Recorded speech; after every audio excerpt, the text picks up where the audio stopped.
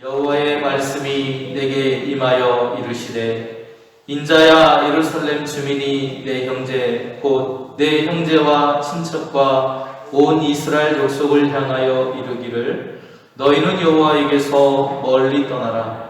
이 땅은 우리에게 주어 기업이 되게 하신 것이라 하였나니 그런즉 너는 말하기를 주 여호와의 말씀에 내가 비록 그들을 멀리 이방인 가운데로 쫓아내어 여러 나라에 흩었으나 그들이 도달한 나라에서 내가 잠깐 그들에게 성소가 되리라 하셨다 하고 너는 또 말하기를 주 여호와의 말씀에 내가 너희를 만민 가운데서 모으며 너희를 흩은 여러 나라 가운데에서 모아내고 이스라엘 땅을 너희에게 주리라 하셨다 하라.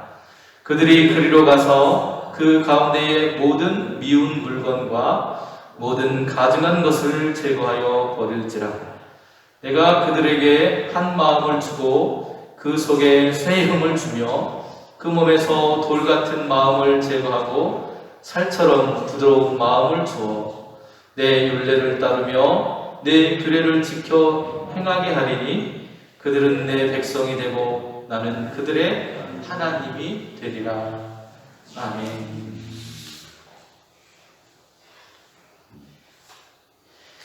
에스겔 시대에 바벨론의 포로로 끌려간 사람들에 대한 사람들의 판단 그리고 하나님의 계획은 너무나도 달랐습니다. 유다와 예루살렘에 남아있는 사람들은 포로로 끌려간 사람들이 정치적인 유배일 뿐 아니라 종교적인 유배라고도 생각을 했습니다. 유배된 사람들은 하나님으로부터 끊어지고 또 버림받았다고 생각을 했던 것입니다. 그런데 하나님의 생각은 이런 사람들의 생각과 달랐습니다. 하나님은 그들을 이스라엘로 돌아오게 하겠다. 또 그들을 통해서 이스라엘을 새롭게 하겠다고 말씀하셨기 때문입니다. 예루살렘이 바벨론에 의해서 완전히 함락되기 전에 바벨론 땅으로 끌려간 사람들이 있었습니다. 에스겔도 그 중에 한 사람이었습니다. 예루살렘 주민들은 바벨론으로 끌려간 사람들을 주님에게서 멀리 떠나 있는 그런 사람들이라고 정죄했습니다. 이방의 땅에 끌려간 사람들은 당연히 예루살렘 성전에서 멀어져야 했고 또 성전의 제의에 참여할 수도 없게 된 것입니다. 그러니 그들은 이방인들처럼 부정한 사람들이 되었고 또 주님에게서 분리된 사람들이라고 판단했던 것입니다. 그런 생각 때문에 예루살렘에 남아있던 사람들은 바벨론으로 유배된 사람들을 하나님의 징계를 받아서 약속의 땅에서 쫓겨난 사람들이라고 여겼다는 것입니다. 그런데 하나님의 생각은 뭐였을까요? 달랐습니다. 하나님은 유배된 백성들을 주님에게서 멀리 떠나 있는 사람이라고 선언하지 않았습니다. 오히려 그들은 멀리 떠나 있는 사람이 아니라고 선언하십니다. 주님이 친히 그들의 성소가 되어주시겠다고 말씀합니다.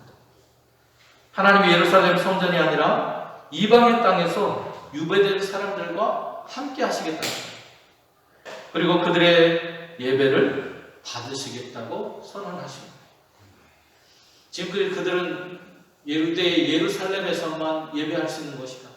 그곳만 성전이라고 생각했는데 하나님은 오히려 너희가 있는 그곳에 내가 함께하면 그곳이 바로 예배하는 곳이라고 말하고 있는 겁니다.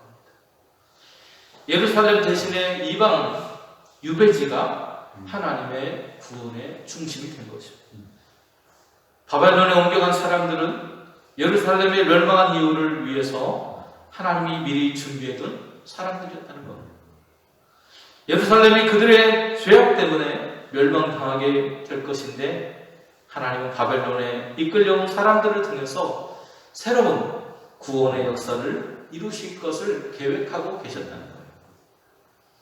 그때 하나님은 여러 나라에서 흩어져 있던 사람들을 모아서 그들에게 이스라엘 땅을 주시겠다고 약속합니다. 그들은 예루살렘으로 돌아가서 역겨운 우상을 그 땅에서 없애버리게 될 것입니다.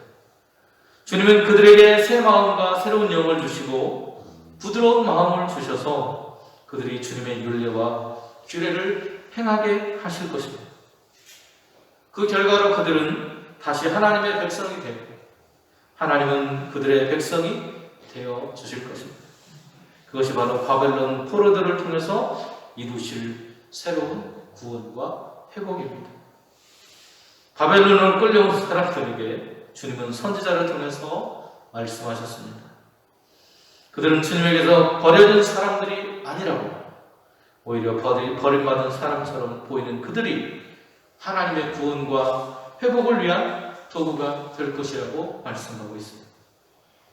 하나님은 버림받은 자 같은 약한 사람, 그런 민족을 통해서 새로운 구원의 역사를 이루실 것입니다.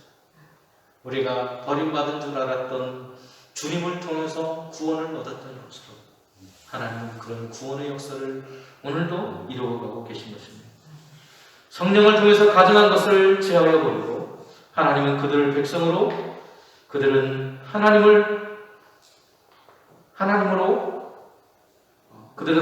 백성으로 여기는 저들의 모든 삶을, 그 모습을 하나님께서 책임지시겠다고 약속하고 있습니다. 하나님 중심적인 삶을 살게 된다는 약속입니다. 하나님의 백성으로서 하나님의 뜻을 행하고 살아가는 것, 하나님의 말씀을 실천하면서 살아가는 것, 그것이 하나님의 백성다운 삶입니다. 우리의 삶이 변화되어서 하나님의 백성으로서 살아간다고 하는 것은 말씀을 따라서 걸어가는 것이고, 그것을 지키고 순종하는, 그리고 그 삶을 행하는 우리의 모습을 통해서 이루어질 것입니다. 말씀과 성령을 통해서 오늘 저와 여러분의 삶이 회복되어지는 역사가 오늘도 이루어질 수 있기를 주님의 이름으로 축원을 드립니다. 오늘 오신 하나님 감사합니다. 오늘도 하나님께서 우리에게 주신 그 은혜, 그 모든 것들이 하나님의 사랑이었음을 다시 한번 깨닫게 됩니다.